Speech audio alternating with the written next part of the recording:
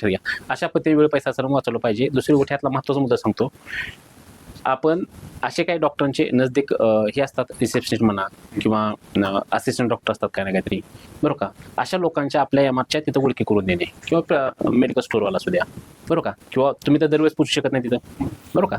हा एमआर तिथं आपण जाणार आहे तर त्याची ओळख करून देणार. ते मे बी तुम्ही देत पण आहात, त्याबद्दल आपण दुमत नाही काय नाही. परंतु अजून चांगल्या पद्धतीचं काय आपण करू शकतो का, हे केलं पाहिजे. लक्षात ह्या डॉक्टरपाशी गेल्यानंतर किंवा ह्या रिसेप्शनिस्टपाशी गेलं की बाबा हिला उदाहरणार्थ पेन दे, उदाहरणार्थ हिला काय ना काही चॉकलेट दे बाबा, किंवा काहीतरी दे पर दे, बरोबर का. मार्केटचा फंडा सांगतो सर, काहीतरी दिल्याशिवाय काहीतरी मिळणार नाही. लोकांना ब्रह्मांड काढून टाका ते की बाबा आपण प्लेन जाऊ, प्लेन असं होत नसतं. लक्षात घ्या. काहीतरी द्या, पण काय द्यायचं काय नाही द्यायचं आपण थोडं वेळ बघूया. पण पहिली गोष्ट काहीतरी द्यावं लागेल, त्याशिवाय काही मिळणार नाही तुम्हाला. तसंच सेम तुम्ही काय केलं पाहिजे, बाबा रिसेप्शनशी काहीतरी बोललं पाहिजे, असेल डॉक्टरशी तुमचं काहीतरी चर्चा असली पाहिजे. अशा पद्धतीने ओळखी पाळून दिलं पाहिजे. आपण काय करतो, फक्त जातो, काही मी मॅनेजर म्हणून काम केले, मी फक्त हे सगळं बोलतो. एमआर आपला तिकडे मोबाईलवर बसलेला आहे, आपण फक्त दोघं बोलतो, झाला विषयकडे झाला. ह्याला वाटतं काय बोलतो यांचा रिलेटिव्ह आहे, आपला काय काही संबंध नाही. अशा अर्थाने एमआर पण बिहेव करतो आणि मॅनेजर पण.